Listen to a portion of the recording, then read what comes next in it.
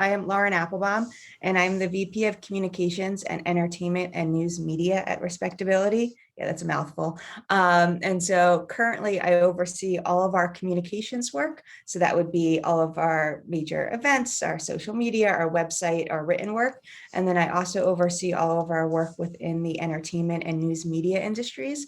And a lot of that is focused on entertainment studios to try to get more authentic portrayal of disability on screen, as well as better hiring practices behind the camera. And now we're extending that back into the news industry, which is kind of doing full circle for me, because my first job out of grad school was working as a political journalist with NBC News. So the news industry is something that I know pretty well from previous lifetime of myself. And so to be able to use all the different skills that we've learned of how to be effective with the entertainment industry, I think we can do a lot of great work in the news media as well. Thank you. That is awesome. And we're very excited to talk to you and learn more about what you're doing. So can you describe the ways that the entertainment industry has evolved over, the last few decades, and where were we then and where are we now in terms of how people with disabilities are portrayed? Sure. A lot has changed more recently. So we recently put out a joint study this summer with Nielsen and found that the volume of content inclusive of disability has increased by more than 175% in the last decade compared with the 10 years before that. For example, we found that there were just 2 productions with disability themes in the 1940s, about 13 in the 1980s, 41 in the 2000s, and 150 in the 2020s. And so while the increase is really, really great, still the raw number is really, really bad.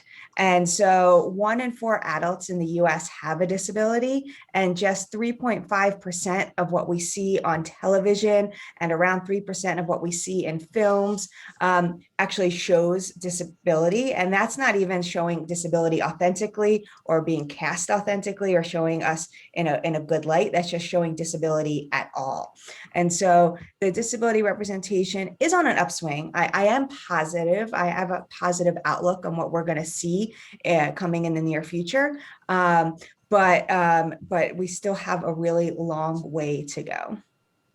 So what do you think is driving that change? So I think the fact that we're all fighting for the same thing. So you have people pushing for equality among genders, among sexual orientation, among race and ethnicity. And when I started doing this work about 5 years ago, the argument I had to make was include disability in these conversations. So it was, even just 4 or 5 years ago, there were studios running programs where they didn't include disability in their DEIA conversations. And so getting them to look at disability with the same lens that people look at, with race and gender and ethnicity and sexual orientation and religion, to really kind of think about that. That was the first step. And now, once disability is part of those conversations, people are more likely to get it. They're like, oh, okay, we're thinking about this in terms of gender, so why shouldn't we be thinking about this in disability? Like, people want to represent society. And if 1 in 4 adults and 1 in 5, when you include children, have a disability, then that's what we should be seeing on our screen today. Also, people are looking for new ideas. They want to sell content. The disability market is worth $1 trillion.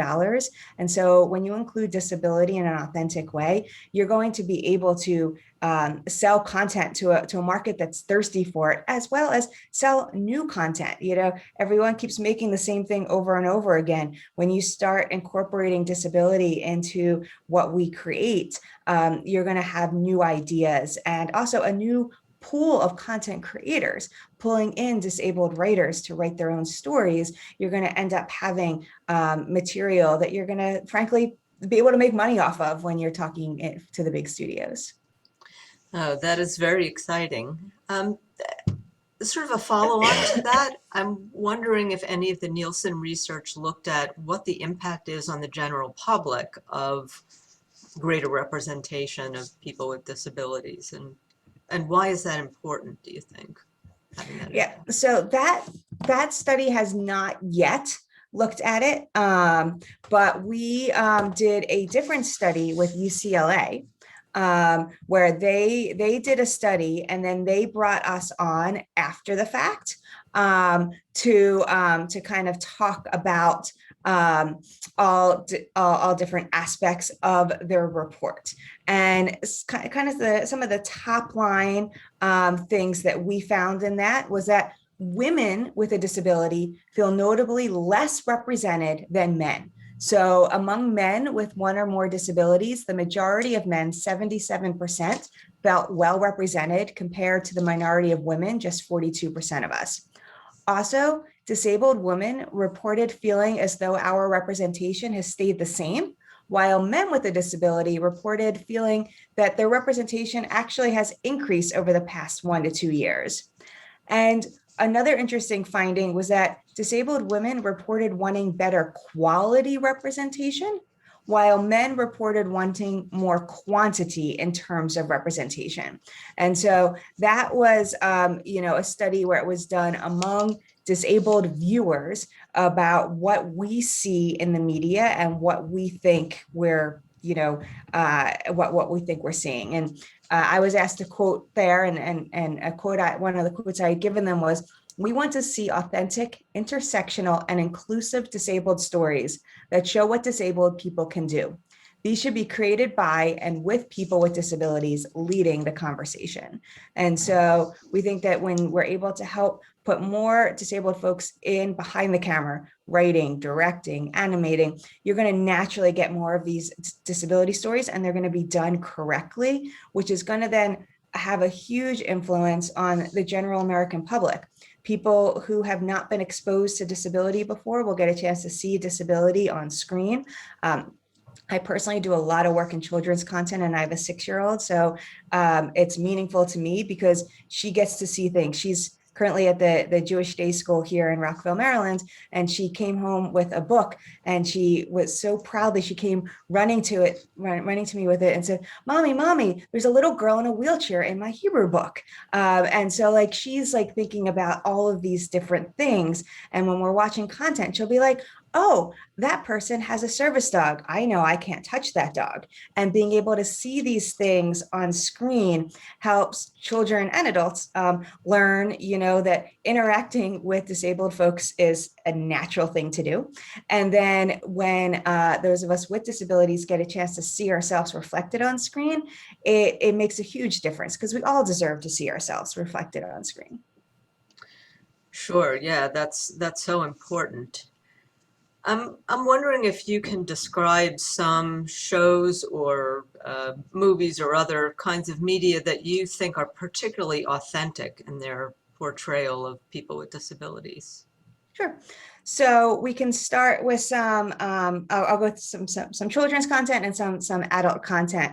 On the children's side, if you take a look over at DreamWorks, Madagascar, A Little Wild, it's an animated show.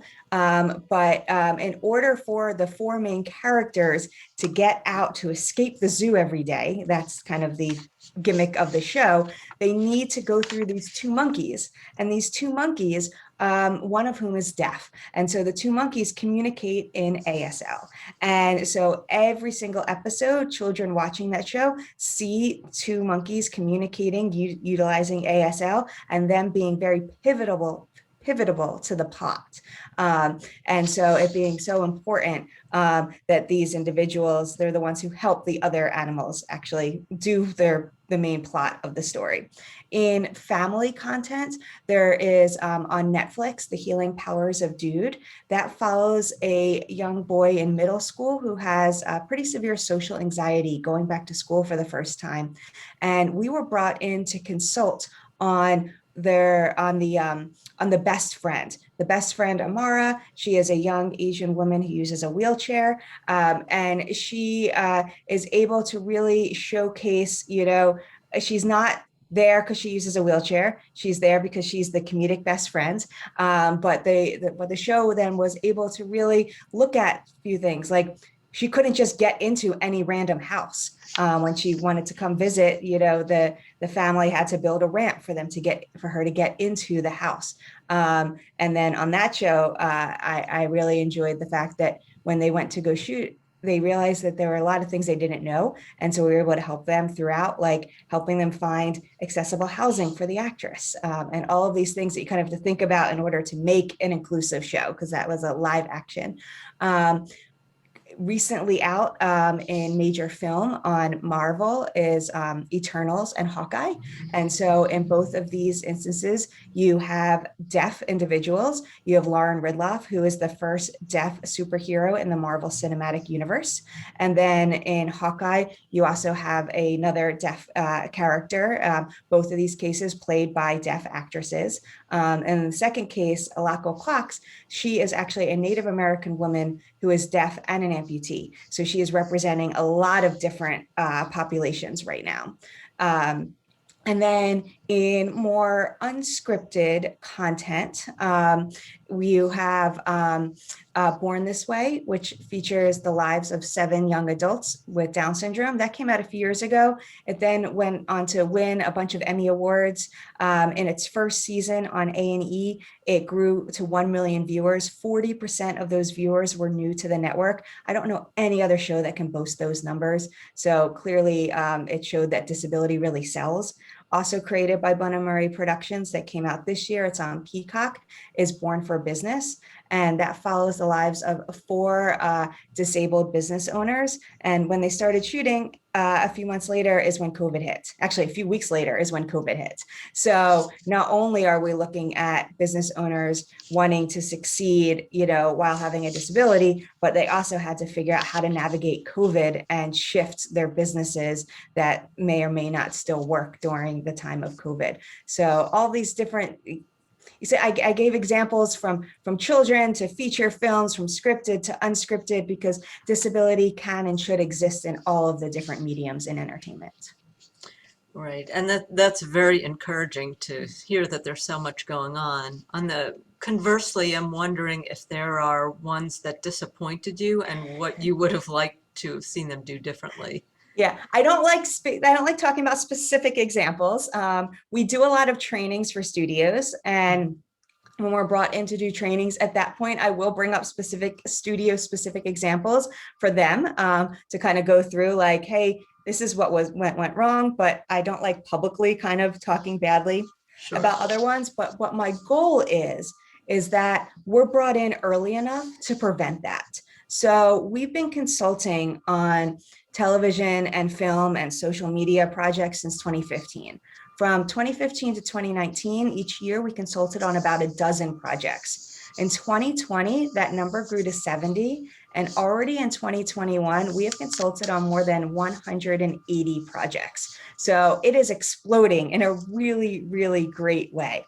But sometimes they'll come to us and it's too late to make any changes. They'll be like, oh, here's our film. By the way, it's locked, but we would love your ideas and your help for marketing. And so sometimes the only thing we can do is watch the film and give them some red flags and say, hey, if we'd been brought in earlier, we would have suggested doing it slightly differently this way versus that way. This is the criticism that you may receive from the disability community.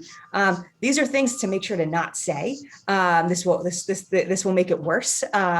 And this is how you can fix it going forward in the future. And then our goal is then the next project that production company is working on, they're going to bring us on much earlier. We like being a partner in the production, not someone to come in and like red line and say this is wrong or that is wrong. Like our goal is to come in, and we have been doing this with several studios now, where we're brought in the very, very early stages of development. So we can help them figure out the outline of what the project's going to be. We can suggest writers, that they can bring disabled writers into the writer's room so it can be authentically done properly from the beginning.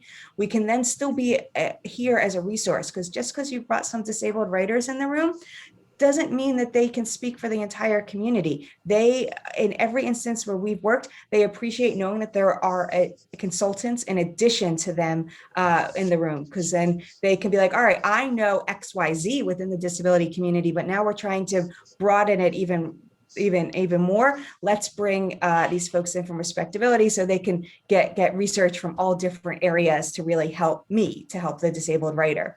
And then we're helping them through pre-production, production, marketing, promotion, all the way throughout the entire production. Could be 3 to 5 years until a project actually reaches our screens. And so when we're able to be brought in the beginning and set them up, not only with disabled writers, but with disabled crew members and such throughout the entire process, then they're going to have a product that we're not going to say, oh, that's wrong, or this is wrong. It's going to be a product that everyone's going to be really excited to see.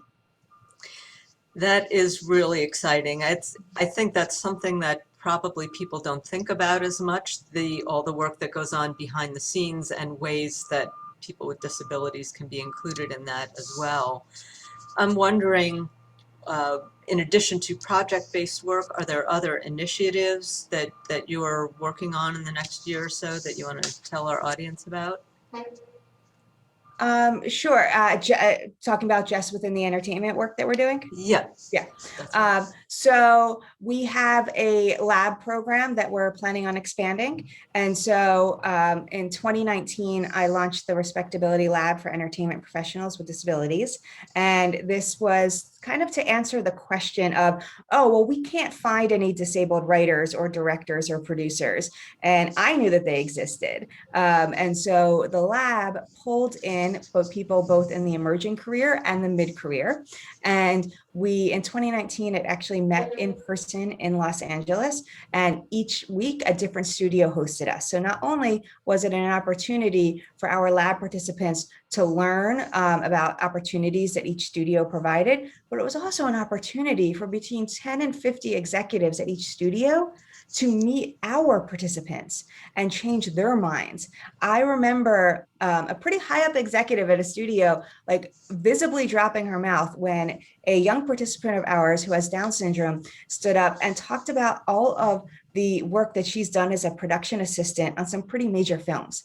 Now, this individual has gone on to be hired to work on other productions from Disney to Apple and others. And so proving that, I think there was this misconception that people had of like, oh yeah, we could hire someone who uses a wheelchair, to work in our office. But people were thinking that folks with like intellectual and developmental disabilities couldn't do a specific job. But what is wonderful about this specific young woman is that her goal is to be the best production assistant you're ever going to have.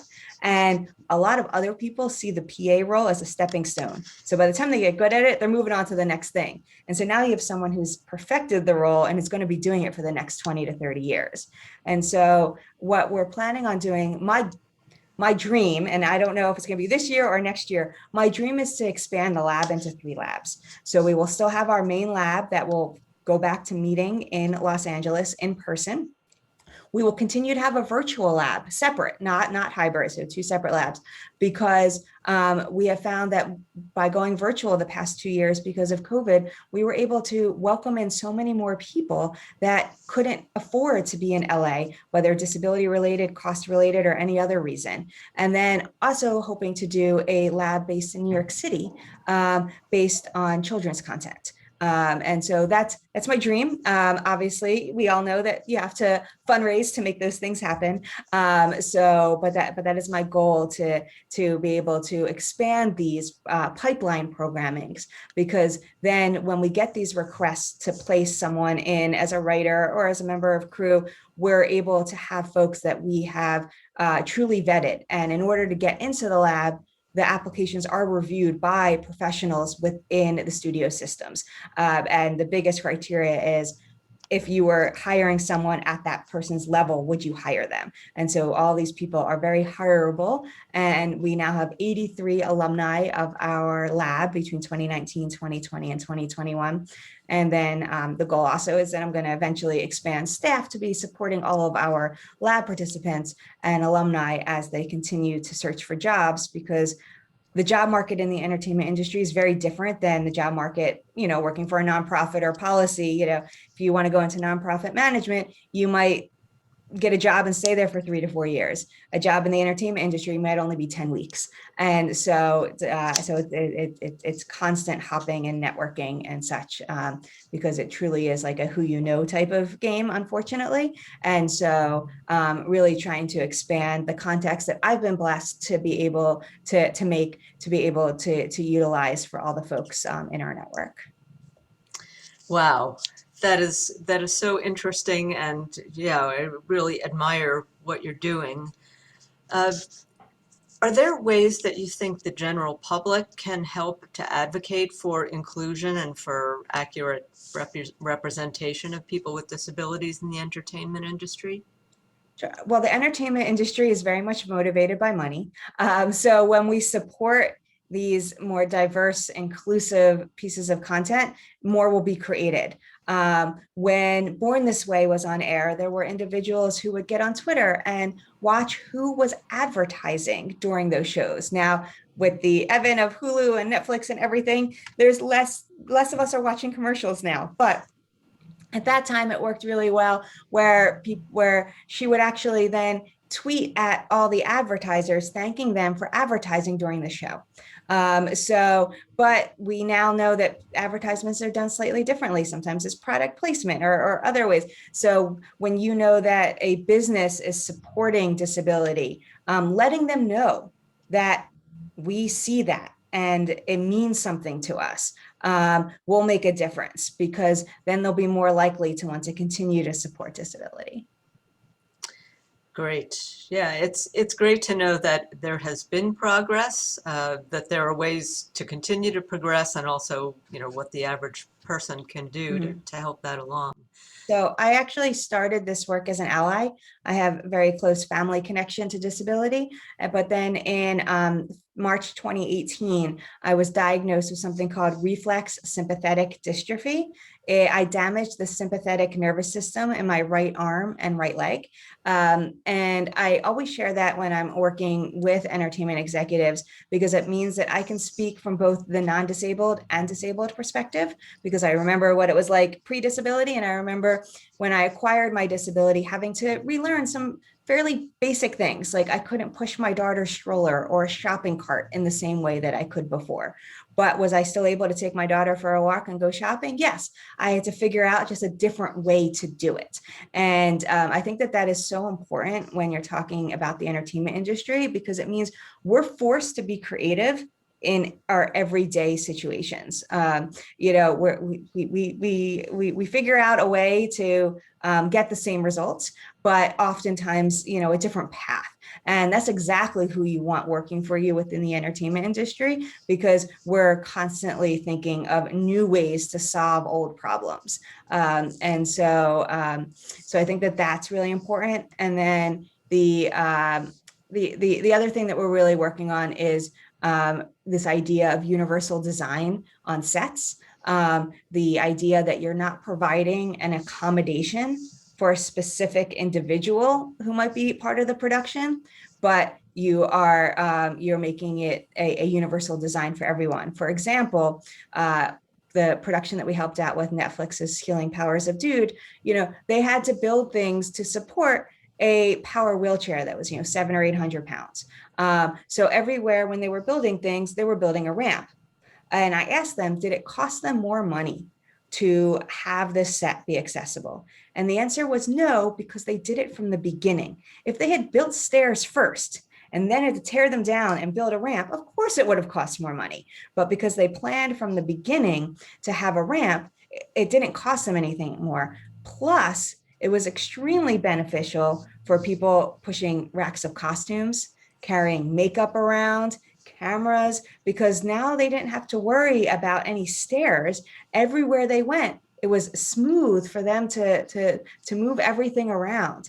And so it became so much more beneficial for everyone, not just the one individual that they were originally building this for, but for everyone else on the set as well. That's such an important message, because, you know, we've seen that here with universal design and the way that it improves walkability for communities when you have sidewalk cutouts and things like that. Yes. That's a great point. Mm-hmm. So I really appreciate your time. This has been so interesting, and I'm sure our audience will find it interesting as well. But thank you, and thank you for all the work that you're doing.